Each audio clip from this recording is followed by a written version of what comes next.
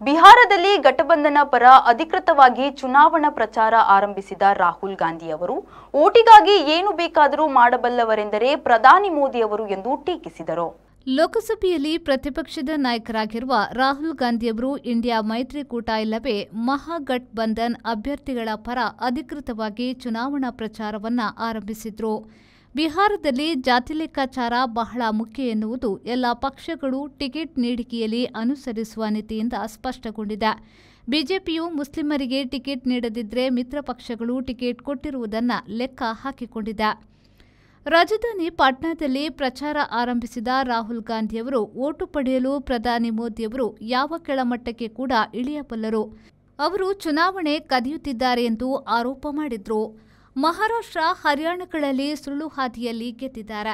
ಅದೇ ರೀತಿ ಬಿಹಾರ ಗೆಲ್ಲಲು ನೋಡುತ್ತಿದ್ದಾರೆ.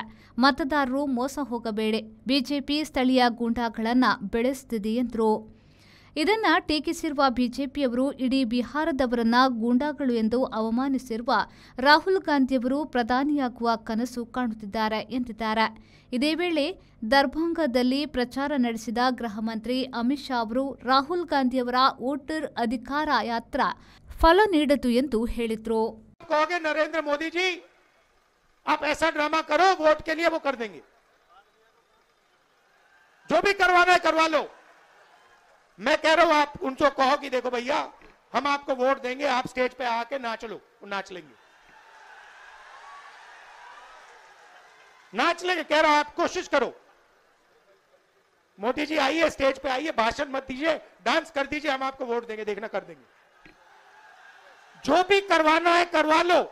ಉಡುಗೆ ಸಾಂಪ್ರದಾಯಿಕವಾಗಿರಲಿ ಆಧುನಿಕವಾಗಿರಲಿ, ನಿಮ್ಮ ಆಯ್ಕೆ ಯಾವುದೇ ಆಗಿರಲಿ, ನಿಮ್ಮ ಆಯ್ಕೆಗೆ ತಕ್ಕಂತೆ ನಮ್ಮಲ್ಲಿದೆ ನವನವೀನ ಮಾದರಿಯ ವಸ್ತ್ರಗಳ ಸಂಗ್ರಹ.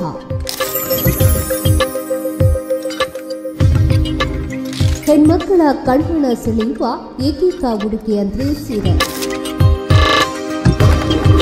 ನಮ್ಮಲ್ಲಿ ಎಲ್ಲಾ ತರಹದ ಮದುವೆ ಸೀರೆಗಳು, ಸಿಲ್ಕ್ ಸೀರೆಗಳು, ಲೆಹಂಗಾ, ಚೂಡಿದಾರ್, ಗಾಗ್ರಾ, ಫ್ಯಾನ್ಸಿ ಸೀರೆಗಳು ಹಾಗೂ ಎಲ್ಲಾ ತರಹದ ಸಿದ್ಧ ಉಡುಪುಗಳು ರಿಯಾಯಿತಿ ದರದಲ್ಲಿ ದೊರೆಯುತ್ತದೆ.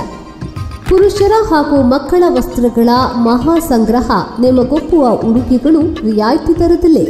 ಮಕ್ಕಳಿಂದ ಹಿಡಿದು ವಯೋವೃದ್ಧರವರೆಗೆ ಮನಕೊಪ್ಪುವ ಉಡುಪುಗಳು ಒಂದೇ ಸೂರಿನಡಿಯಲ್ಲಿ ವಿಶಾಲ ಮಳಿಗೆಯಲ್ಲಿ ಲಭ್ಯ.